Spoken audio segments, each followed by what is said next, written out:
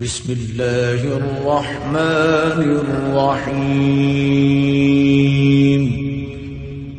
شروع اللہ کا نام لے کر جو بڑا مہربان نہایت رحم والا ہے۔ وما أرسلناك إلا رحمة للعالمين۔ نبی کریم صلی اللہ علیہ وسلم بنی نوع انسان کے لیے اللہ کے آخری نبی ہیں، اور آپ پر نازل ہونے والی کتاب قرآن مجید اللہ تعالیٰ کی آخری کتاب ہے، لہذا نبی کریم صلی اللہ علیہ وسلم کی پاکیزہ زندگی امت مسلمہ کے لیے تا قیامت واجب الاتباع، رشد و ہدایت کا ابدی سرچشمہ اور ذریعہ نجات ہے۔ لقد كان لكم في رسول الله أسوة حسنة۔ یقیناً رسول اللہ کی زندگی تمہارے لیے بہترین نمونہ ہے، لہذا رحمت للعالمین کی سیرت مطہرہ کا مطالعہ ہر مسلمان کی زندگی کا لازمی حصہ قرار پایا۔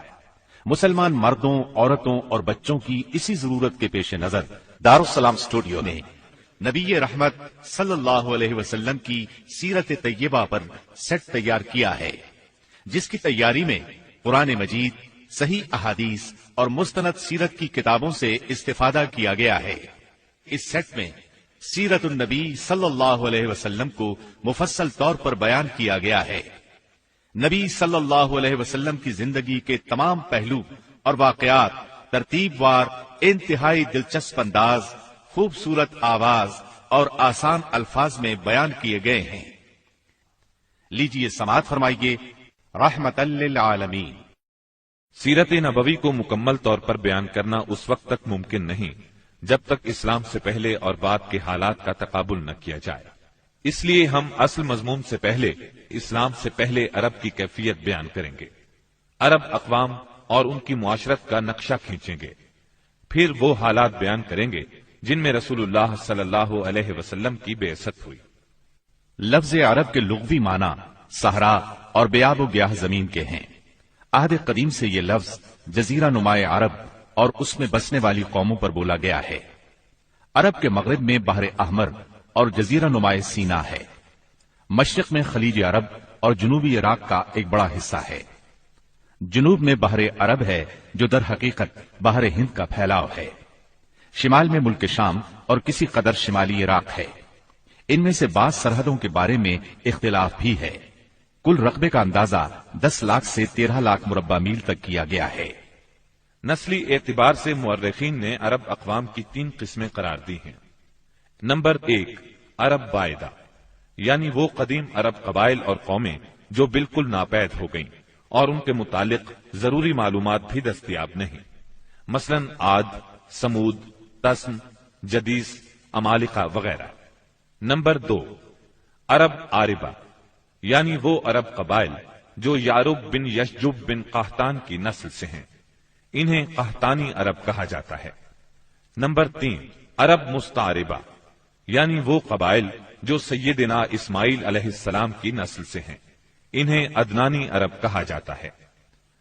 عرب عاربہ یعنی قحطانی عرب کا اصل گہوارہ ملک یمن تھا، یہیں ان کے خاندان اور قبیلے مختلف شاخوں میں پھوٹے، پھیلے اور بڑھے۔ ان میں سے 2 قبیلوں نے بہت شہرت حاصل کی، ایک ہمیر جس کی مشہور شاخیں زید الجمہور، قزاع اور سکاسک ہیں، دوسرا کہلان جس کی مشہور شاخیں ہمدان، انمار، مزہج، تے، کندہ، لخم، جزام، ازد، اوس، خزرج اور اولاد جفنا ہیں، جنہوں نے آگے چل کر ملک شام میں بادشاہت قائم کی اور آل غسان کے نام سے مشہور ہوئے۔ عرب مستعربہ کے جد اعلیٰ سیدنا ابراہیم علیہ السلام اصلاً عراق کے ایک شہر اور کے باشندے تھے۔ یہ شہر دریائے فرات کے مغربی ساحل پر کوفے کے قریب واقع تھا۔ اس کی کھدائی کے دوران میں جو کتبے برآمد ہوئے ان سے اس شہر کے متعلق بہت سی تفصیلات منظر عام پر آئی ہیں، اور سیدنا ابراہیم علیہ السلام کے خاندان کی بعض تفصیلات معلوم ہوئی ہیں، نیز ملک کے دینی اور اجتماعی حالات بھی سامنے آئے ہیں۔ سیدنا ابراہیم علیہ السلام یہاں سے ہجرت کر کے شہر حران تشریف لے گئے تھے اور پھر وہاں سے فلسطین جا کر اس کو اپنی دعوتی سرگرمیوں کا مرکز بنا لیا اور دعوت و تبلیغ کے لیے یہیں سے اندرون و بیرون ملک آتے جاتے رہتے تھے۔ ایک بار آپ مصر تشریف لے گئے۔ فرعون نے آپ کی بیوی سیدہ سارہ علیہ السلام کی کیفیت سنی تو بدنیت ہو گیا، انہیں بری نیت سے اپنے دربار میں بلایا، لیکن اللہ نے سیدہ سارہ کی دعا کے نتیجے میں غیبی طور پر فرعون کی ایسی گرفت کی کہ وہ ہاتھ پاؤں مارنے لگا۔ اس کی نیت بد اس کے منہ پر مار دی گئی اور وہ اس حادثے کی نوعیت سے سمجھ گیا کہ سیدہ سارہ اللہ کی نہایت خاص اور مقرب بندی ہیں۔ وہ ان کے اس وصف سے اس قدر متاثر ہوا کہ اپنی بیٹی ہاجرہ کو ان کی خدمت میں دے دیا۔ پھر سیدہ سارہ نے سیدہ ہاجرہ کو ابراہیم علیہ السلام کی زوجیت میں دے دیا۔ ابراہیم علیہ السلام ان دونوں کو لے کر فلسطین واپس تشریف لائے۔ پھر اللہ نے سیدہ ہاجرہ کے بطن سے ابراہیم علیہ السلام کو ایک فرزند ارجمند اسماعیل علیہ السلام عطا فرمایا۔ سیدہ سارہ بے اولاد تھیں، اس لیے انہیں بہت غیرت آئی اور انہوں نے سیدنا ابراہیم علیہ السلام کو مجبور کیا کہ سیدہ ہاجرہ کو ان کے نوزائیدہ بچے سمیت جلا وطن کر دیں۔ حالات نے ایسا رخ اختیار کیا کہ انہیں سیدہ سارہ کی بات ماننا پڑی اور وہ سیدہ ہاجرہ اور اسماعیل علیہ السلام کو لے کر حجاز تشریف لے گئے۔ وہاں انہیں ایک بے آب و گیاہ وادی میں اتار دیا۔ اسی جگہ آج بیت اللہ ہے، اس وقت نہیں تھا، صرف ٹیلوں کی طرح ابھری ہوئی زمین تھی۔ سیلاب آتا تو دائیں بائیں سے کترا کر نکل جاتا تھا۔ وہیں مسجد حرام کے بالائی حصے میں زمزم کے پاس ایک بہت بڑا درخت تھا۔ آپ نے ان دونوں کو اسی درخت کے پاس چھوڑا تھا۔ اس وقت مکے میں پانی تھا نہ انسان، اس لیے سیدنا ابراہیم علیہ السلام نے ایک توشہ دان میں کھجوریں اور ایک مشکیزے میں پانی رکھ دیا۔ اس کے بعد فلسطین واپس چلے گئے۔ ادھر چند ہی دن میں کھجوریں اور پانی ختم ہو گیا۔ سخت مشکل پیش آئی، مگر اس مشکل وقت میں اللہ کے فضل سے زمزم کا چشمہ پھوٹ پڑا اور ان کے لیے خوراک کا سامان بن گیا۔ اسماعیل علیہ السلام جب جوان ہوئے تو جرہم قبیلے سے عربی سیکھ لی۔ یہ قبیلہ وہاں پانی دیکھ کر آباد ہو گیا تھا۔ اس قبیلے کے لوگ انہیں پسند کرنے لگے تو ان لوگوں نے اپنے خاندان کی ایک خاتون سے ان کی شادی کر دی۔ اسی دوران میں سیدہ ہاجرہ کا انتقال ہو گیا۔ ادھر سیدنا ابراہیم علیہ السلام کو خیال آیا کہ اپنا ترکہ دیکھنا چاہیے، چنانچہ وہ مکہ معظمہ تشریف لے گئے، لیکن سیدنا اسماعیل علیہ السلام سے ملاقات نہ ہوئی۔ بہو سے حالات دریافت کیے، اس نے تنگ دستی کی شکایت کی۔ آپ نے وصیت کی کہ اسماعیل آئیں تو کہنا اپنے دروازے کی چوکھٹ بدل دیں۔ سیدنا اسماعیل علیہ السلام اس وصیت کا مطلب سمجھ گئے۔ انہوں نے بیوی کو طلاق دے دی اور ایک دوسری عورت سے شادی کر لی جو جرہم کے سردار مزاز بن عمرو کی صاحبزادی تھی۔ ان کی دوسری شادی کے بعد ایک بار پھر سیدنا ابراہیم علیہ السلام مکے تشریف لے گئے، مگر اس مرتبہ بھی سیدنا اسماعیل علیہ السلام سے ملاقات نہ ہو سکی۔ بہو سے حال پوچھا تو اس نے اللہ کی حمد و ثنا بیان کی۔ آپ نے وصیت کی کہ اسماعیل اپنے دروازے کی چوکھٹ برقرار رکھیں اور فلسطین واپس ہو گئے۔ اللہ تعالی نے مزاز کی بیٹی سے اسماعیل علیہ السلام کو 12 بیٹے عطا فرمائے۔ ان 12 بیٹوں سے 12 قبیلے وجود میں آئے اور سب نے مکے ہی میں رہائش اختیار کی۔ ان کے حالات زمانے کی گرد میں دب کر رہ گئے۔ صرف نابت اور قیدار کی اولاد گمنامی سے محفوظ رہی۔ قیدار بن اسماعیل علیہ السلام کی نسل مکہ معظمہ ہی میں پھلتی پھولتی رہی، یہاں تک کہ عدنان اور پھر ان کے بیٹے معد کا زمانہ آ گیا۔ عدنانی عرب کا سلسلہ نسب صحیح طور پر یہیں تک محفوظ ہے۔ عدنان نبی صلی اللہ علیہ وسلم کے سلسلہ نسب میں 21ویں پشت میں آتے ہیں۔ بہرحال معد کے بیٹے نزار سے کئی خاندان وجود میں آئے۔ دراصل نزار کے 4 بیٹے تھے اور ہر بیٹا ایک بڑے قبیلے کی بنیاد ثابت ہوا۔ چاروں کے نام یہ ہیں: ایاد، انمار، ربیہ اور مزر۔ ان میں سے آخری 2 قبیلوں کی شاخیں اور شاخوں کی شاخیں بہت زیادہ ہوئیں۔ چنانچہ ربیہ سے اسد بن ربیہ، انزا، عبد القیس، وائل، بکر، تغلب اور بنو حنیفہ وغیرہ وجود میں آئے۔ مزر کی اولاد دو بڑے قبیلوں میں تقسیم ہوئی۔ نمبر 1 قیس اعلان بن مزر، نمبر 2 الیاس بن مزر۔ قیس اعلان سے بنو سلیم، بنو حوازن، بنو غطفان، غطفان سے افس، زبیان، اشجار اور غنی بن عاصر کے قبائل وجود میں آئے۔ الیاس بن مزر سے تمیم بن مرہ، حزیل بن مدرکہ، بنو اسد بن خزیمہ اور کنانہ بن خزیمہ کے قبائل وجود میں آئے۔ پھر کنانہ سے قریش کا قبیلہ وجود میں آیا۔ یہ قبیلہ فہر بن مالک بن نضر بن کنانہ کی اولاد ہے۔ پھر قریش بھی مختلف شاخوں میں تقسیم ہوئے۔ مشہور قریشی شاخوں کے نام یہ ہیں: جمح، سہم، عدی، مخزوم، تیم، زہرہ اور قصی بن کلاب کے خاندان یعنی عبد الدار، اسد بن عبد العزا اور عبد مناف، یہ تینوں قصی کے بیٹے تھے۔ ان میں سے عبد مناف کے 4 بیٹے ہوئے جن سے 4 ذیلی قبیلے وجود میں آئے، یعنی عبد الشمس، نوفل، مطلب اور ہاشم۔ انہی ہاشم کی نسل سے اللہ نے ہمارے نبی کریم صلی اللہ علیہ وسلم کا انتخاب فرمایا۔ ابن عباس رضی اللہ عنہ کا بیان ہے کہ رسول اللہ صلی اللہ علیہ وسلم نے فرمایا، اللہ تعالیٰ نے مخلوق پیدا فرمائی تو مجھے سب سے اچھے گروہ کے اندر رکھا، پھر قبائل کو چنا تو مجھے سب سے اچھے قبیلے کے اندر بنایا، پھر گھرانوں کو چنا تو مجھے سب سے اچھے گھرانے میں بنایا، لہذا میں اپنی ذات کے اعتبار سے بھی سب سے اچھا ہوں اور اپنے گھرانے کے اعتبار سے بھی سب سے بہتر ہوں۔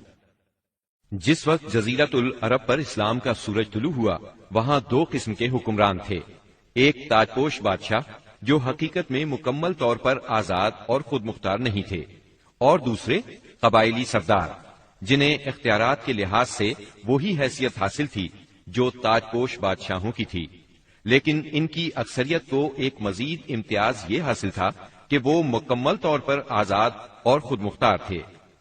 اس وقت تاج پوش حکمران یہ تھے: شاہان یمن، شاہان آل غسان یعنی شام، اور شاہان ہیرا یعنی عراق۔ باقی عرب حکمران تاج پوش نہ تھے۔ عرب عاربہ میں سے قدیم ترین قوم سبا تھی۔ اور یعنی عراق سے جو کتبات برآمد ہوئے ان میں 2500 سال قبل مسیح کی اس قوم کا ذکر ملتا ہے، لیکن اس کے عروج کا زمانہ 11 صدی قبل مسیح سے شروع ہوتا ہے۔ اس کی تاریخ کے اہم ادوار یہ ہیں: 650 قبل مسیح سے پہلے کا دور۔ اس دور میں سبا کے بادشاہوں کا لقب مکرب سبا تھا۔ ان کا پایہ تخت سرواہ تھا، جس کے کھنڈرات آج بھی معارب کے مغرب میں 1 دن کے فاصلے پر پائے جاتے ہیں۔ یہ کھنڈرات خریبہ کے نام سے مشہور ہیں۔ اسی دور میں معارب کے مشہور بند کی بنیاد رکھی گئی، جسے یمن کی تاریخ میں بہت اہمیت حاصل ہے۔ 650 قبل مسیح سے 115 قبل مسیح تک کا دور۔ اس دور میں سبا کے بادشاہوں نے مکرب کا لفظ چھوڑ کر ملک یعنی بادشاہ کا لقب اختیار کر لیا اور سرواہ کی بجائے معارب کو اپنا دارالسلطنت بنایا۔ اس شہر کے کھنڈرات آج بھی صنعاء سے 60 میل مشرق میں پائے جاتے ہیں۔ 115 قبل مسیح سے 300 عیسوی تک کا دور۔ اس دور میں سبا کی مملکت پر قبیلہ ہمیر کو غلبہ حاصل رہا اور اس نے معارب کی بجائے ریدان کو اپنا پایہ تخت بنایا۔ پھر ریدان کا نام ظفار پڑ گیا، جس کے کھنڈرات آج بھی شہر یرین کے قریب ایک دائرہ نما پہاڑی پر پائے جاتے ہیں۔ اسی دور میں قوم سبا کا زوال شروع ہوا۔ 300 عیسوی کے بعد سے آغاز اسلام تک کا دور۔ اس دور میں یمن کے اندر مسلسل اضطراب اور انتشار برپا رہا۔ انقلابات آئے، خانہ جنگیاں ہوئیں اور بیرونی قوموں کو مداخلت کے مواقع ہاتھ آئے، یہاں تک کہ ایک وقت ایسا بھی آیا کہ یمن کی آزادی سلب ہو گئی۔ چنانچہ اسی دور میں رومیوں نے عدن پر فوجی قبضہ کیا اور ان کی مدد سے حبشیوں نے ہمیر اور ہمدان کی آپس میں کشمکش سے فائدہ اٹھایا اور 340 عیسوی میں پہلی بار یمن پر قبضہ کیا۔ یہ قبضہ 378 عیسوی تک برقرار رہا۔ اس کے بعد یمن کی آزادی تو بحال ہو گئی، مگر معارب کے مشہور بند میں رکھنے پڑنا شروع ہو گئے، یہاں تک کہ 450 عیسوی یا 451 عیسوی میں بند ٹوٹ گیا اور وہ عظیم سیلاب آیا جس کا ذکر قرآن مجید کی سورہ سبا میں سیل عرم کے نام سے کیا گیا ہے۔ پھر 523 عیسوی میں ایک اور سنگین حادثہ پیش آیا، وہ یہ کہ یمن کے یہودی بادشاہ زونواس نے نجران کے عیسائیوں پر ایک ہیبت ناک حملہ کیا، انہیں عیسائی مذہب چھوڑنے پر مجبور کرنے کی کوشش کی۔ جب وہ اس پر آمادہ نہ ہوئے تو زونواس نے خندقیں کھدوا کر انہیں بھڑکتی ہوئی آگ میں جھونک دیا۔ قرآن مجید کی سورہ بروج میں اسی لرزہ خیز واقعے کی طرف اشارہ موجود ہے۔ اس واقعے کا نتیجہ یہ ہوا کہ عیسائیت انتقام لینے پر تل گئی۔ وہ پہلے ہی رومی بادشاہوں کی قیادت میں بلا وجہ عرب کی فتوحات کے لیے تیاری کر چکے تھے، اپنے علاقوں کو وسیع کرنا چاہتے تھے۔ انہوں نے حبشیوں کو یمن پر حملے کی ترغیب دی، انہیں باہری بیڑا مہیا کیا۔ حبشیوں نے رومیوں کی شہ پا کر 525 عیسوی میں اریات کی قیادت میں 70,000 فوج سے یمن پر دوبارہ قبضہ کر لیا۔ قبضے کے بعد اریات نے شاہ حبش کے گورنر کی حیثیت سے یمن پر حکمرانی کی، لیکن پھر اس کی فوج کے ایک ماتحت کمانڈر ابرہا نے اسے قتل کر کے خود اقتدار پر قبضہ جما لیا اور شاہ حبش کو بھی راضی کر لیا کہ وہ اس کے قبضے کو تسلیم کر لے۔ یہ وہی ابرہا ہے جس نے بعد میں خانہ کعبہ کو ڈھانے کی کوشش کی اور ایک لشکر جرار کے علاوہ چند ہاتھیوں کو بھی فوج کشی کے لیے ساتھ لایا، جس کی وجہ سے یہ لشکر اصحاب الفیل کے نام سے مشہور ہوا۔ عراق اور اس کے نواحی علاقوں پر سائرس اعظم کے زمانے ہی سے اہل فارس کی حکمرانی چلی آ رہی تھی۔ اسے کوروش کبیر، خورس یا سائرس ذوالقرنین بھی کہا جاتا ہے۔ اس کا زمانہ 557 تا 529 قبل مسیح ہے۔ اس کے مقابلے میں کسی کو آنے کی جرت نہیں تھی، یہاں تک کہ 326 قبل مسیح میں سکندر مقدونی نے دارا اول کو شکست دے کر فارسیوں کی طاقت توڑ دی، جس کے نتیجے میں ان کا ملک ٹکڑے ٹکڑے ہو گیا اور طوائف الملوک کی شروع ہو گئی۔ یہ انتشار 230 عیسوی تک جاری رہا۔ اسی دوران میں قحطانی قبائل نے اپنا وطن چھوڑ کر عراق کے ایک بہت بڑے اور شاداب سرحدی علاقے پر بود و باش اختیار کر لی۔ پھر عدنانی لوگ اپنا وطن چھوڑ کر اس طرف آئے، انہوں نے لڑ بھیڑ کر جزیرہ فراتیہ کے ایک حصے پر اپنا قبضہ جما لیا۔ ادھر 226 عیسوی میں اردشیر نے جب ساسانی حکومت کی داغ بیل ڈالی تو رفتہ رفتہ فارسیوں کی طاقت ایک بار پھر پلٹ آئی۔ اردشیر کے عہد میں حیرہ، بادیات العراق اور جزیرے کے ربیعی اور مزری قبائل پر جزیمت الوضاح کی حکمرانی تھی۔ شاہان حیرہ کے پاس فارسی فوج کی ایک یونٹ ہمیشہ رہا کرتی تھی، جس سے بادیہ نشین عرب باغیوں کی سرکوبی کا کام لیا جاتا تھا۔ یہ بات تو مشہور ہے کہ مکے میں آبادی کا آغاز سیدنا اسماعیل علیہ السلام سے ہوا۔ آپ نے 137 سال کی عمر پائی اور تاحیات مکے کے سربراہ اور بیت اللہ کے متولی رہے۔ آپ کے بعد آپ کے دو صاحبزادگان نابت پھر قیدار یا قیدار پھر نابت یکے بعد دیگرے مکے کے والی ہوئے۔ ان کے بعد ان کے نانا مزاز بن عمر جرہمی نے اقتدار اپنے ہاتھ میں لے لیا۔ اس طرح مکے کی سربراہی بنو جرہم کی طرف منتقل ہو گئی اور ایک مدت تک انہی کے ہاتھ میں رہی۔ سیدنا اسماعیل علیہ السلام کا زمانہ قریباً 2000 برس قبل مسیح ہے۔ اس حساب سے مکے میں قبیلہ جرہم کا وجود کوئی 2100 برس تک رہا اور ان کی حکمرانی قریباً 2000 برس تک رہی۔ بنو خزاعہ نے مکہ پر قبضہ کرنے کے بعد بنو بکر کو شامل کیے بغیر تنہا اپنی حکمرانی قائم کی۔ البتہ 3 اہم اور امتیازی منصب مزری قبائل کے حصے میں آئے۔ نمبر 1، حاجیوں کو عرفات سے مزدلفہ لے جانا اور یوم النفر یعنی 13 ذی الحجہ کو مینا سے روانگی کا پروانہ دینا۔ یہ حج کے سلسلے کا آخری دن ہے۔ یہ اعزاز الیاس بن مزر کے خاندان بنو غوث بن مرہ کو حاصل تھا۔ یہ صوفہ کہلاتے تھے۔ نمبر 2، 10 ذی الحجہ کی صبح کو مزدلفہ سے مینا کی جانب افاضہ یعنی روانگی۔ یہ اعزاز بنو ادوان کو حاصل تھا۔ نمبر 3، حرام مہینوں کو آگے پیچھے کرنا۔ یہ اعزاز بنو کنانہ کی ایک شاخ بنو تمیم بن عدی کو حاصل تھا۔ مکہ معظمہ پر بنو خزاعہ کا اقتدار کوئی 300 برس تک قائم رہا۔ یہی زمانہ تھا جب عدنانی قبائل مکے اور حجاز سے نکل کر نجد، عراق کے اطراف اور بحرین وغیرہ میں پھیلے اور مکے کے اطراف میں قریش کی صرف چند شاخیں باقی رہیں، مگر مکے کی حکومت اور بیت اللہ کی تولیت میں ان کا کوئی حصہ نہ تھا، یہاں تک کہ قصی بن کلاب کا دور آیا۔ قصی نے مکے کا بندوبست اس طرح کیا کہ قریش کو مکے کے اطراف سے بلا کر پورا شہر ان پر تقسیم کر دیا اور ہر خاندان کا ٹھکانہ مقرر کر دیا۔ البتہ مہینے آگے پیچھے کرنے والوں کو نیز آل صفوان، بنو عدوان اور بنو مرہ بن عوف کو ان کے مناصب پر برقرار رکھا، کیونکہ وہ سید سمجھتا تھا کہ یہ بھی دین ہے، اس میں رد و بدل کرنا درست نہیں۔ قصی کا ایک کارنامہ یہ بھی ہے کہ اس نے حرم کعبہ کے شمال میں دار الندوہ تعمیر کیا۔ اس کا دروازہ مسجد کی طرف تھا۔ دار الندوہ دراصل قریش کی پارلیمنٹ تھی، جہاں تمام بڑے بڑے اور اہم معاملات کے فیصلے ہوتے تھے۔ قریش پر دار الندوہ کے بڑے احسانات ہیں، کیونکہ یہ ان کے اتحاد کا ضامن تھا اور یہیں ان کے الجھے ہوئے مسائل احسن طریقے سے طے ہوتے تھے۔ قصی کو سربراہی اور عظمت کے یہ مرتبے حاصل تھے۔ نمبر 1، دار الندوہ کی صدارت، جہاں بڑے بڑے معاملات کے بارے میں مشورے ہوتے تھے اور جہاں یہ لوگ اپنی بیٹیوں کی شادیاں بھی کرتے تھے۔ نمبر 2، لوا یعنی جنگ کا پرچم قصی ہی کے ہاتھوں باندھا جاتا تھا۔ نمبر 3، حجابت یعنی خانہ کعبہ کی پاسبانی۔ اس کا مطلب یہ ہے کہ خانہ کعبہ کا دروازہ قصی ہی کھولتا تھا۔ خانہ کعبہ کی خدمت اسی کے ذمہ تھی، چابی بردار بھی وہی تھا۔ نمبر 4، سقایا یعنی پانی پلانا۔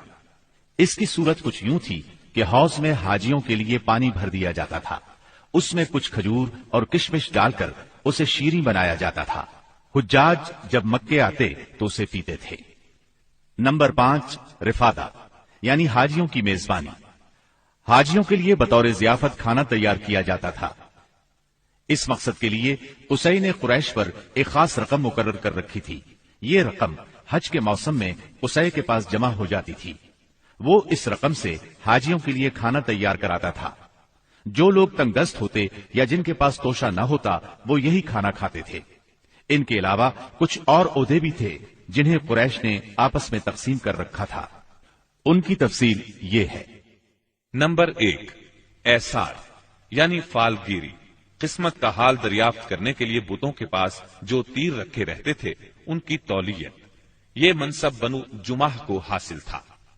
نمبر 2، مالیات کا نظم یعنی بتوں کا تقرب حاصل کرنے کے لیے جو نذرانے اور قربانیاں پیش کی جاتی تھیں ان کا انتظام کرنا، جھگڑوں اور مقدمات کا فیصلہ کرنا۔ یہ کام بنو سہم کو سونپا گیا۔ نمبر 3، شورا، یہ اعزاز بنو اسد کو حاصل تھا۔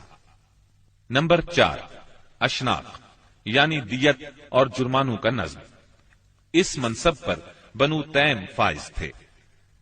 نمبر 5، عقاب یعنی قومی پرچم اٹھانا، یہ بنو امیہ کا کام تھا۔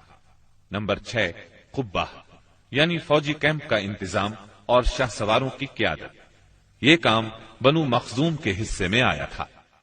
نمبر 7، سفارت، یہ منصب بنو عدی کا تھا۔ ہم قحطانی اور عدنانی قبائل کے وطن چھوڑنے کا ذکر کر چکے ہیں۔ ان قبائل میں سرداری نظام رائج تھا۔ قبیلے خود اپنا سردار مقرر کرتے تھے۔ قبائلی سرداروں کا درجہ اپنی قوم میں بادشاہوں جیسا تھا۔ قبیلہ صلح اور جنگ میں بہرحال اپنے سردار کے فیصلے کا پابند ہوتا تھا۔ سردار کو وہی اقتدار اور اختیارات حاصل تھے جو کسی بادشاہ کو ہوا کرتے ہیں۔ حتیٰ کہ بعض سرداروں کا یہ حال تھا کہ اگر کبھی وہ بگڑ جاتے تھے تو ہزاروں تلواریں بے نیام ہو جاتی تھیں، اور وہ یہ بھی نہیں پوچھتے تھے کہ سردار کے غصے کا سبب کیا ہے۔ اب رہا سیاسی حالات کا مسئلہ۔ جزیرت العرب کے 3 سرحدی علاقے تھے۔ یہ تینوں غیر ممالک کے پڑوس میں تھے۔ ان کی سیاسی حالت سخت پریشان کن تھی۔ وہاں انتشار کی کیفیت تھی۔ صورتحال زوال پذیر تھی۔ انسان مالک تھا یا غلام، حاکم تھا یا محکوم، بس انہی 2 طبقوں میں بٹا ہوا تھا۔ تمام تر فوائد سربراہوں کو، خاص طور پر غیر ملکی سربراہوں کو حاصل تھے، اور سارا بوجھ غلاموں کے سر تھا۔ وہ طرح طرح کے ظلم و ستم برداشت کرتے تھے، زبان نہیں کھول سکتے تھے کیونکہ حکمرانی جبری تھی۔ انسانی حقوق نام کی کسی چیز کا دور دور تک وجود نہیں تھا۔ عرب کے عام باشندے اسماعیل علیہ السلام کی دعوت و تبلیغ کے نتیجے میں دین ابراہیم کے پیروکار تھے، اس لیے صرف اللہ کی عبادت کرتے تھے اور توحید پر کاربند تھے۔ لیکن وقت گزرنے کے ساتھ ساتھ انہوں نے اللہ کے احکامات کو بھلا دیا، پھر بھی ان کے اندر توحید اور دین ابراہیمی کے کچھ آثار باقی رہے، کچھ شعائر پر وہ عمل پیرا رہے۔ یہاں تک کہ بنو خزاع کا سردار عمرو بن لحی منظر عام پر آیا۔ اس کی نشو و نما نیکی، صدقہ و خیرات اور دینی باتوں سے گہری دلچسپی پر ہوئی تھی، اس لیے لوگوں نے اسے محبت کی نظر سے دیکھا، اسے بڑا عالم اور اللہ کا ولی سمجھ کر اس کی پیروی کی۔ پھر اس شخص نے ملک شام کا سفر کیا، اس نے دیکھا وہاں بتوں کی پوجا ہو رہی تھی۔ اس نے سمجھا یہ طریقہ بھی اچھا ہے اور برحق ہے، کیونکہ ملک شام پیغمبروں کی سرزمین تھی، آسمانی کتابیں وہاں نازل ہوئی تھیں۔ چنانچہ واپسی پر وہ وہاں سے اپنے ساتھ حبل بت بھی لے آیا اور اسے خانہ کعبہ کے اندر نصب کر دیا اور اہل مکہ کو اللہ کے ساتھ شرک کی دعوت دی۔ اہل مکہ نے اس پر لبیک کہا۔ اس کے بعد بہت جلد حجاز کے باشندے بھی شامل ہو گئے، وہ بھی ان کے نقش قدم پر چل پڑے۔ اس طرح عرب میں بت پرستی کا آغاز ہوا۔ حبل کے علاوہ عرب کے قدیم ترین بتوں میں سے ایک منات تھا۔ یہ بحر احمر کے ساحل پر قدیت کے قریب مشلل میں نصب تھا۔ اس کے بعد طائف میں لات نامی بت وجود میں آیا، پھر وادی نخلا میں عزا کا بت نصب کیا گیا۔ یہ تینوں عرب کے سب سے بڑے بت تھے۔ اس کے بعد حجاز کے ہر خطے میں شرک کی کثرت اور بتوں کی بھرمار ہو گئی۔ کہا جاتا ہے کہ ایک جن عمرو بن لحی کے تابع تھا، اس نے بتایا کہ قوم نوح کے بت یعنی ود، سوا، یغوث، یعوق اور نصر جدہ میں دفن ہیں۔ اس اطلاع پر عمرو بن لحی جدہ گیا اور ان بتوں کو کھود نکالا، پھر ان کو تہامہ لایا، اور جب حج کا زمانہ آیا تو انہیں مختلف قبائل کے حوالے کیا۔ یہ قبائل ان بتوں کو اپنے اپنے علاقوں میں لے گئے۔ اس طرح ہر قبیلے میں پھر ہر گھر میں ایک ایک بت ہو گیا۔ اسی پر بس نہیں کی گئی، اس کے بعد مشرکین نے مسجد حرام کو بھی بتوں سے بھر دیا۔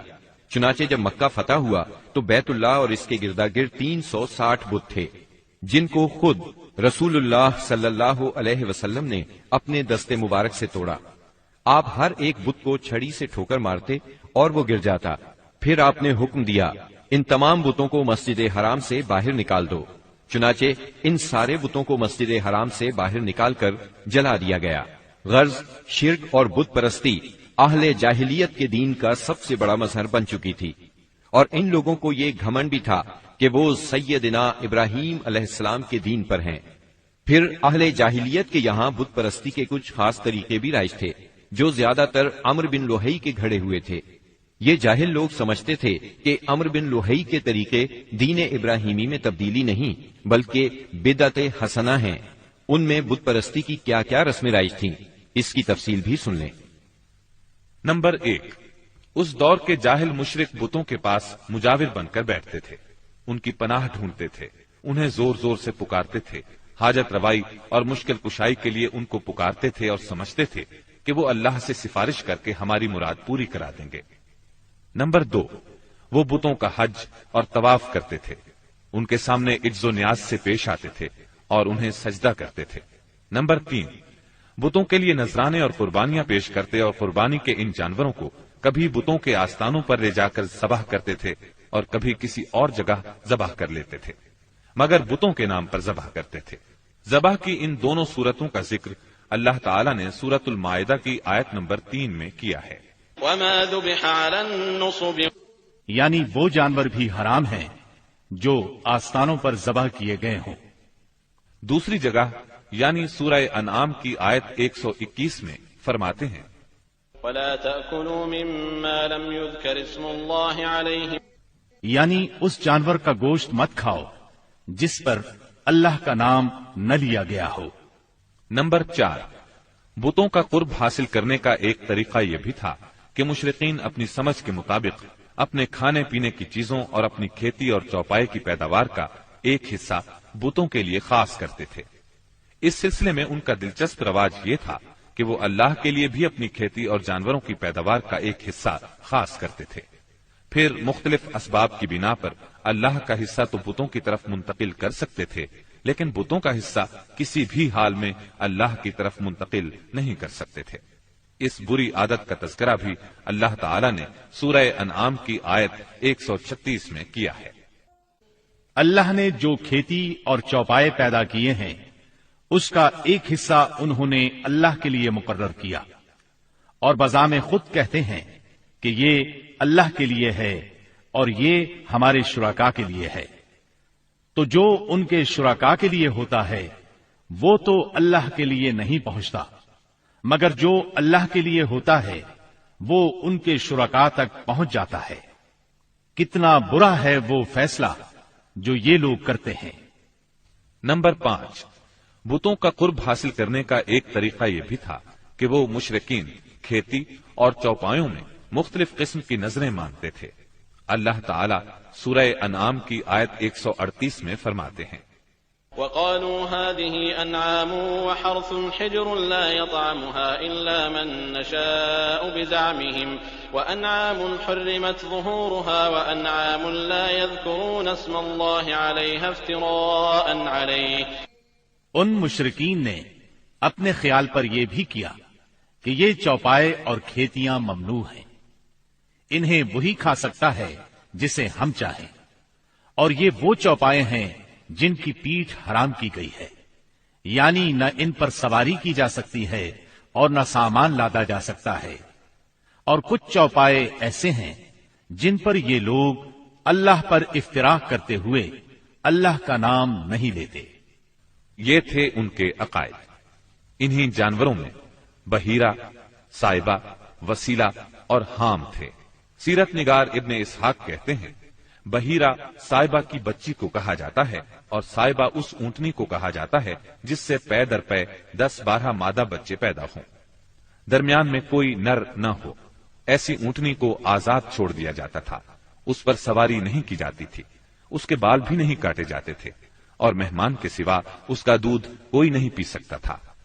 اس کے بعد یہ اونٹنی جو مادہ بچہ جنتی، اس کا کان چیر دیا جاتا اور اسے بھی اس کی ماں کے ساتھ آزاد چھوڑ دیا جاتا، اس پر سواری بھی نہ کی جاتی، اس کے بال نہ کاٹے جاتے، اور مہمان کے سوا کوئی اس کا دودھ نہ پیتا۔ اسی کو بحیرہ کہتے ہیں اور صائبہ اس کی ماں ہے۔ وسیلہ اس بکری کو کہا جاتا تھا جو 5 مرتبہ پے در پے 2 مادہ بچے جنتی تھی، یعنی 5 بار میں 10 مادہ بچے پیدا ہوتے، درمیان میں کوئی نر نہ پیدا ہوتا۔ اس بکری کو اس لیے وسیلہ کہا جاتا تھا کہ وہ سارے مادہ بچوں کو ایک دوسرے سے جوڑ دیتی تھی۔ اس کے بعد اس بکری سے جو بچے پیدا ہوتے انہیں صرف مرد کھا سکتے تھے، عورتیں نہیں کھا سکتی تھیں۔ البتہ اگر کوئی بچہ مردہ پیدا ہوتا تو اس کو مرد عورت سبھی کھا سکتے تھے۔ حام اس نر اونٹ کو کہتے تھے جس کی جفتی سے پے در پے 10 مادہ بچے پیدا ہوتے، درمیان میں نر نہ پیدا ہوتا۔ ایسے اونٹ کی پیٹھ محفوظ کر دی جاتی تھی، نہ اس پر سواری کی جاتی، نہ بال کاٹے جاتے، بلکہ اسے اونٹوں کے ریوڑ میں جفتی کے لیے آزاد چھوڑ دیا جاتا، اس کے سوا اس سے کوئی اور فائدہ نہ اٹھایا جاتا۔ عرب اپنے بتوں کے ساتھ یہ سب کچھ اس عقیدے سے کرتے تھے کہ یہ بت انہیں اللہ کے قریب کر دیں گے اور اللہ کے حضور ان کی سفارش کر دیں گے۔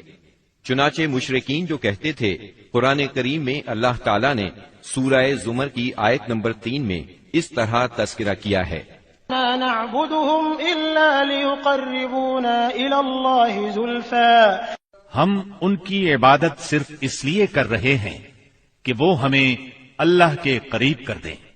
اسی طرح قرآن کریم کی سورہ یونس آیت 18 میں یہ الفاظ آئے ہیں، وَيَعْبُدُونَ مِن دُونِ اللَّهِ مَا لَا يَضُرُّهُمْ وَلَا يَنفَعُهُمْ وَيَقُولُونَ هَؤُلَاءِ شُفَعَاؤُنَا عِندَ اللَّهِ۔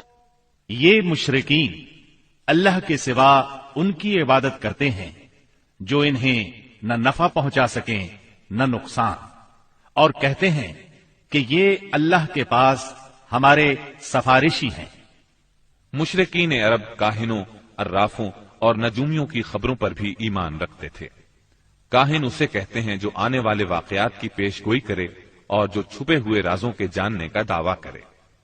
نجومی اسے کہتے ہیں جو ستاروں پر غور کر کے ان کی رفتار اور اوقات کا حساب لگا کر پتہ لگاتا ہے کہ دنیا میں آئندہ کیا حالات و واقعات پیش آئیں گے۔ ان نجومیوں کی خبروں کو ماننا دراصل ستاروں پر ایمان لانا ہے۔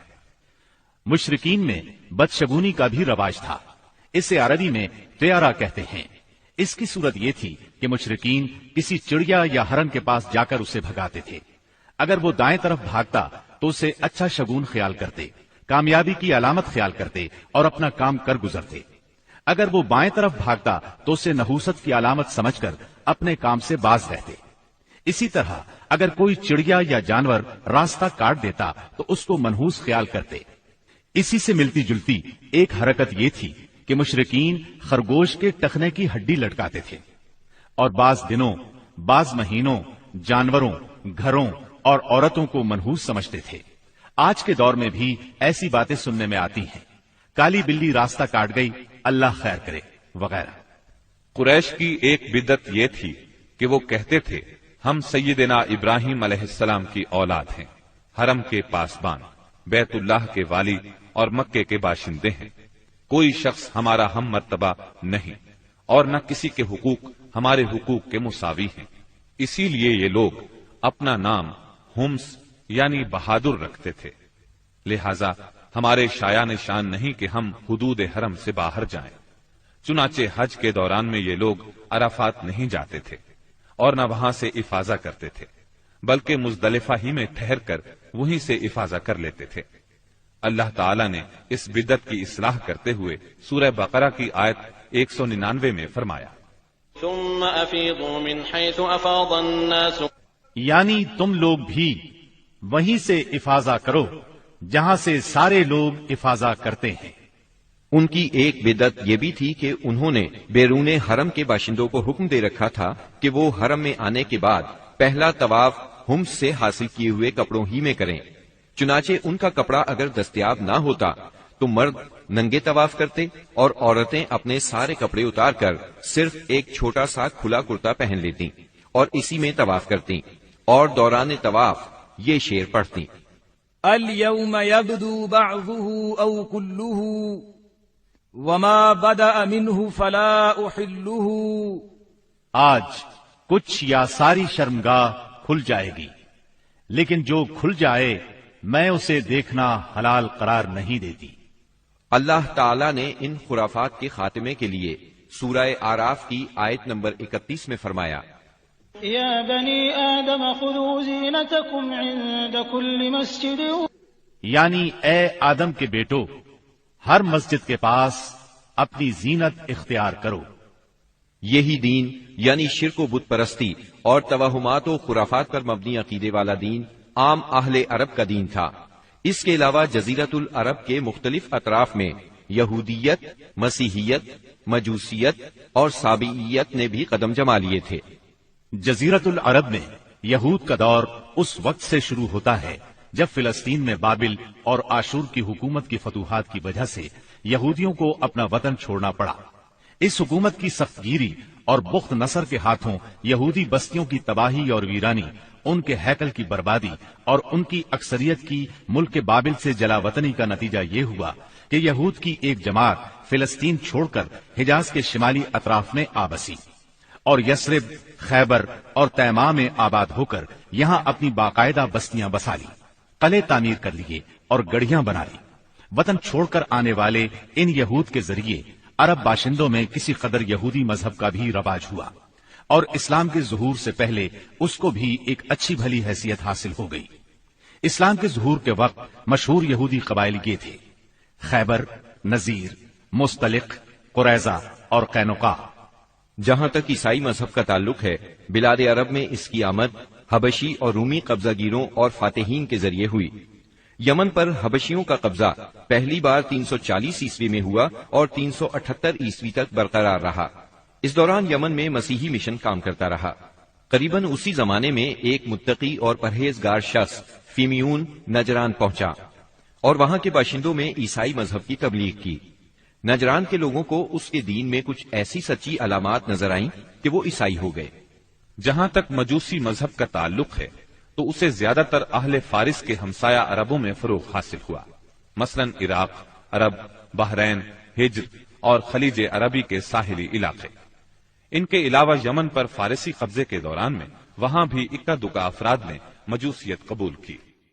باقی رہا سابی مذہب، تو عراق کے آثار قدیمہ کی کھدائی کے دوران جو کتبات برآمد ہوئے ان سے پتہ چلتا ہے کہ یہ ابراہیم علیہ السلام کی کلدانی قوم کا مذہب تھا۔ دور قدیم میں شام و یمن کے بہت سے باشندے بھی اسی مذہب کے پیروکار تھے۔ عرب کے باقی دینوں کے ماننے والوں کا حال मुशरिकीन ही जैसा था, क्योंकि उनके दिल यकसां थे, अकायद एक से थे और रस्म और रवाज में हम आहंगी थी। जजीरतुल अरब के सियासी और मजहबी हालात बयान करने के बाद अब वहां के इज्तिमाई, इक्तिसादी और अखलाकी हालात का खाका मुख्तसरन पेश करते हैं। अरब आबादी मुख्तलिफ तबकात में बटी हुई थी। हर तबके के हालात एक दूसरे से बहुत ज्यादा मुख्तलिफ थे। चुनाचे मुअज़्ज़ज़ तबके में मर्द और औरत का ताल्लुक खासा तरक्की याफ्ता था।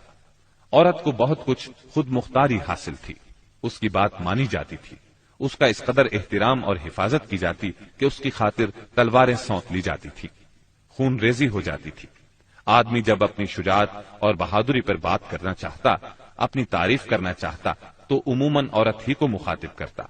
शुजाअत और सखावत की सिफात को उनके दरमियान बहुत बड़ा मकाम हासिल था। अक्सर औकात उनमें सुलह के लिए औरत ही बड़ा किरदार अदा करती थी। वो चाहती तो कबाइल को सुलह के लिए जमा कर लेती थी और चाहती तो उनके दरमियान जंग की आग भड़का देती। लेकिन इन तमाम बातों के बावजूद खानदान का सरबराह मर्द ही को माना जाता था और उसकी बात फैसला कुन होती थी।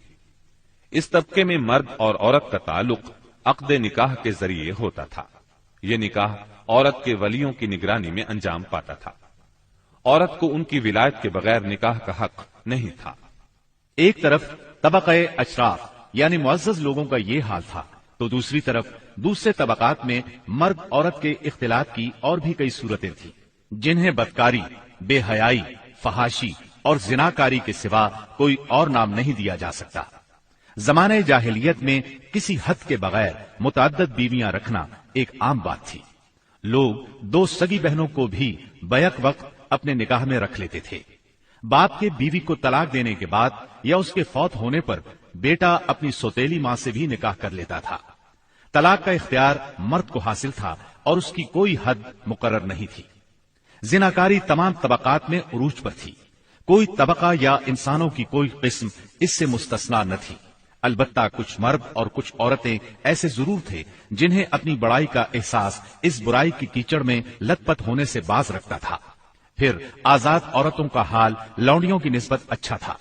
असल मुसीबत लौंडियां ही थीं। ऐसा लगता है जैसे इन जाहिलों की अक्सरियत इस बुराई की तरफ मंसूब होने में कोई आर भी महसूस नहीं करती थी। जाहिलियत में बाप बेटे का ताल्लुक भी मुख्तलिफ नौइयत का था।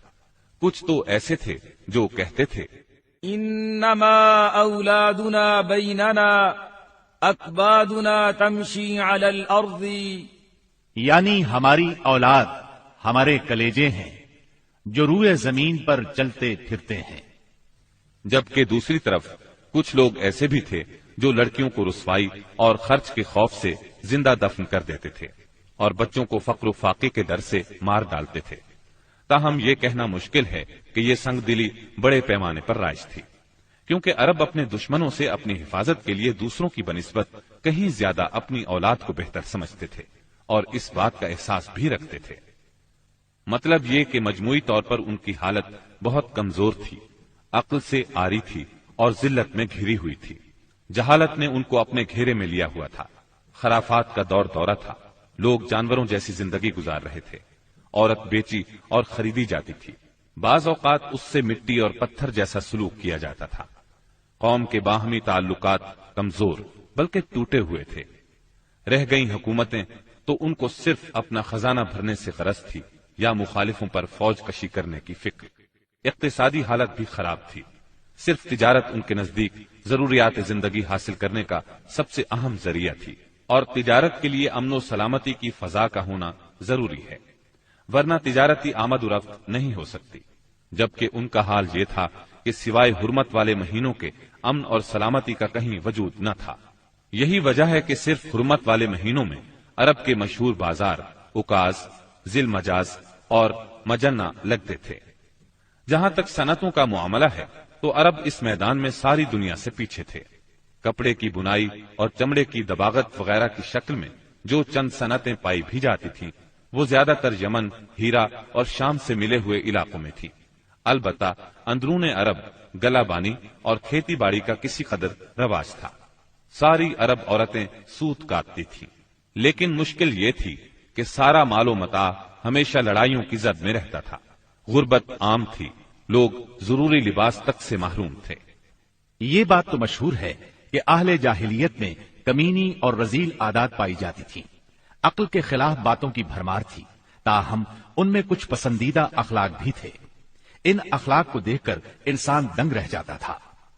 نمبر 1، کرم و سخاوت۔ یہ اہل جاہلیت کی خوبی تھی جس میں وہ ایک دوسرے سے آگے نکل جانے کی کوشش کرتے تھے، اور اس پر فخر کرنے کا عالم یہ تھا کہ عرب کے آدھے اشعار اسی کی نظر ہو جاتے تھے۔ اس وصف کی بنیاد پر کوئی اپنی تعریف کرتا تھا تو کوئی دوسروں کی۔ حالت یہ تھی کہ سخت سردی اور بھوک کی حالت میں بھی کوئی مہمان آ جاتا اور میزبان کے پاس اپنی سواری والی اونٹنی کے سوا کچھ نہ ہوتا، اور کنبے کی ضرورت پوری کرنے کا ذریعہ بھی صرف وہی سواری ہوتی تو اپنے مہمان کے لیے ذبح کر دیتا۔ یہ ان کے کرم ہی کا نتیجہ تھا کہ بڑی بڑی دیت اور مالی ذمہ داریاں اٹھا لیتے تھے، اور اس طرح انسانوں کو بربادی اور خون ریزی سے بچا کر دوسرے رئیسوں اور سرداروں کے مقابل فخر کرتے تھے۔ وہ جوا کھیلتے تھے۔ ان کا خیال تھا یہ بھی سخاوت کی ایک راہ ہے، کیونکہ انہیں جو نفع حاصل ہوتا یا نفع حاصل کرنے والوں کے حصے سے جو کچھ زائد بچ رہتا اس کو وہ مسکینوں کو دے دیتے تھے۔ اسی لیے قرآن پاک نے شراب اور جوئے کے نفع کا سرے سے انکار نہیں کیا، بلکہ سورہ بقرہ کی آیت 219 میں فرمایا وَإِثْمُهُمَا أَكْبَرُ مِن نَّفْعِهِمَا، یعنی ان دونوں کا گناہ ان کے نفع سے بڑھ کر ہے۔ نمبر 2، ایفائے عہد یعنی وعدے کا پورا کرنا۔ دور جاہلیت کے اخلاق فاضلہ میں سے ہے۔ عہد کو ان کے نزدیک دین کی حیثیت حاصل تھی، جس سے وہ ہر حال میں چمٹے رہتے تھے، اور اس راستے میں اپنی اولاد کا خون اور اپنے گھر بار کی تباہی بھی ہیج سمجھتے تھے۔ نمبر 3، خودداری اور عزت نفس۔ اس پر قائم رہنا اور ظلم و جبر برداشت نہ کرنا بھی جاہلیت کے معروف اخلاق میں سے تھا۔ اس کا نتیجہ یہ تھا کہ ان کی شجاعت اور غیرت حد سے بڑھی ہوئی تھی۔ وہ فوراً بھڑک اٹھتے تھے اور چھوٹی سے چھوٹی توہین آمیز بات پر تلوار اور نیزہ اٹھا لیتے تھے، اور نہایت خون ریز جنگ چھڑ جاتی اور انہیں اس راہ میں اپنی جان کی قطعاً پرواہ نہ رہتی تھی۔ نمبر 4، عزائم کی تکمیل۔ اہل جاہلیت میں ایک خاص بات یہ بھی تھی کہ جب وہ کسی کام کو فخر اور ناز کا ذریعہ سمجھ کر انجام دینے پر تل جاتے تو پھر کوئی رکاوٹ انہیں روک نہیں سکتی تھی۔ وہ اپنی جان پر کھیل کر اس کام کو انجام دے ڈالتے تھے۔ نمبر 5، حلم، بردباری اور سنجیدگی۔ یہ خوبی بھی ان کے نزدیک قابل تعریف تھی، لیکن چونکہ ان میں شجاعت حد سے بڑھ کر تھی، ہر وقت جنگ و جدل پر آمادہ رہتے تھے، اس لیے یہ عادت بہت کم پائی جاتی تھی۔ نمبر 6، بدوی سادگی، یعنی رہن سہن کی الجھنوں اور داو پیچ سے ناواقف تھے۔ اس کا نتیجہ یہ تھا کہ ان میں سچائی اور امانت پائی جاتی تھی۔ دھوکہ دہی، بد عہدی سے دور تھے اور نفرت کرتے تھے۔ ہم سمجھتے ہیں کہ جزیرت العرب کو ساری دنیا سے جو جغرافیائی نسبت حاصل تھی، اس کے علاوہ یہی وہ قیمتی اخلاق تھے جن کی وجہ سے اہل عرب کو بنی نوع انسان کی قیادت اور رسالت عامہ کا بوجھ اٹھانے کے لیے منتخب کیا گیا تھا، کیونکہ یہ اخلاق اگرچہ بعض اوقات شر اور فساد کا سبب بن جاتے تھے اور ان کی وجہ سے المناک حادثات بھی پیش آ جاتے تھے، لیکن اپنی نوعیت کے بڑے قیمتی اخلاق تھے۔ یہ تھوڑی سی اصلاح کے بعد انسانی معاشرے کے لیے نہایت مفید بن سکتے تھے، اور یہی کام اسلام نے انجام دیا۔ غالباً ان کے اخلاق میں بھی ایفائے عہد کے بعد عزت نفس اور عزم کی پختگی سب سے زیادہ قیمتی اور نفع بخش جوہر تھا، کیونکہ اس زبردست قوت اور پختہ ارادے کے بغیر شر و فساد کا خاتمہ اور نظام عدل کا قیام ممکن نہیں۔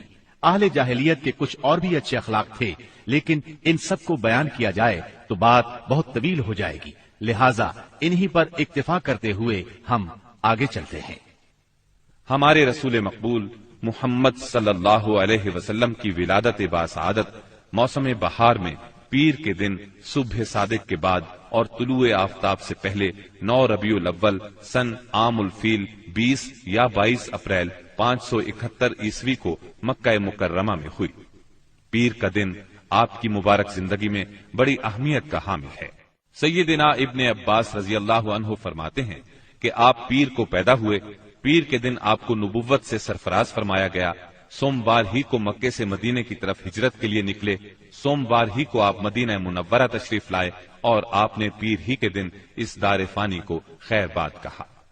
آپ کے پیدا ہوتے ہی آپ کے دادا عبد المطلب آپ کو گود میں اٹھا کر خانہ کعبہ میں لے گئے، آپ کے لیے دعا کی اور محمد نام رکھا۔ پوتے کی پیدائش کی خوشی میں 7ویں دن اپنے قبیلے کی دعوت کی۔ لوگوں نے آپ کے دادا سے پوچھا، آپ نے نومولود کا نام دوسرے لوگوں کے ناموں جیسا کیوں نہیں رکھا؟ انہوں نے جواب دیا، میں چاہتا ہوں میرے پوتے پر اس نام کا اثر پڑے اور میرا پوتا تعریف و توصیف حاصل کرے۔ آپ کی والدہ سیدہ آمنہ نے آپ کا نام احمد رکھا۔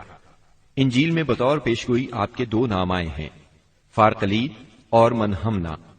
قرآن مجید کی سورہ انبیاء آیت 107 میں اللہ تعالیٰ نے آپ کو رحمت للعالمین کہا ہے۔ وما ارسلناك الا رحمة للعالمین، یعنی ہم نے آپ کو تمام جہانوں کے لیے رحمت بنا کر بھیجا ہے۔ آپ کا نسب نامہ اس طرح ہے، محمد بن عبداللہ بن عبد المطلب بن ہاشم بن عبد مناف بن قصی بن کلاب بن مرہ بن کعب بن لعی بن غالب بن فہر بن مالک بن نظر بن کنانہ بن خزیمہ بن مدرکہ بن الیاس بن مزر بن نزار بن معد بن عدنان۔ اس بات پر سب کا اتفاق ہے کہ عدنان سیدنا اسماعیل علیہ السلام کی نسل سے ہیں، لیکن دونوں کے درمیان میں کتنی پشتیں ہیں اور ان کے نام کیا کیا ہیں، اس میں بہت اختلاف پایا جاتا ہے۔ آپ کی والدہ کا نام سیدہ آمنہ تھا۔ سیدہ آمنہ کے والد وہب بن عبد مناف بن زہرہ بن کلاب تھے۔ یہ وہی کلاب ہیں جو والد کی طرف سے بھی نبی صلی اللہ علیہ وسلم کے نسب نامے میں آتے ہیں۔ ان کا اصل نام عروہ یا حکیم تھا، لیکن کتوں کے ذریعے بکثرت شکار کھیلا کرتے تھے، اس لیے کلاب کے نام سے مشہور ہو گئے۔ عربی میں کلاب کتوں کو کہتے ہیں۔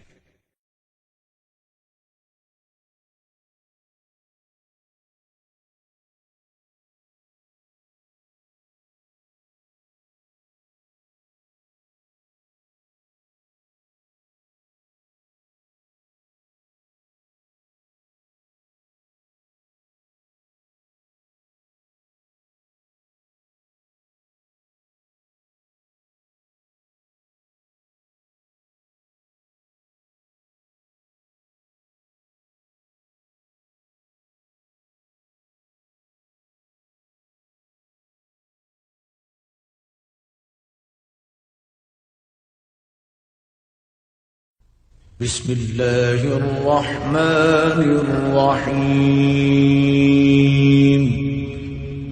شروع اللہ کا نام لے کر جو بڑا مہربان نہایت رحم والا ہے۔ وما أرسلناك إلا رحمة للعالمين۔ نبی کریم صلی اللہ علیہ وسلم بنی نوع انسان کے لیے اللہ کے آخری نبی ہیں، اور آپ پر نازل ہونے والی کتاب قرآن مجید اللہ تعالیٰ کی آخری کتاب ہے، لہذا نبی کریم صلی اللہ علیہ وسلم کی پاکیزہ زندگی امت مسلمہ کے لیے تا قیامت واجب الاتباع، رشد و ہدایت کا ابدی سرچشمہ اور ذریعہ نجات ہے۔ لقد كان لكم في رسول الله أسوة حسنة۔ یقیناً رسول اللہ کی زندگی تمہارے لیے بہترین نمونہ ہے۔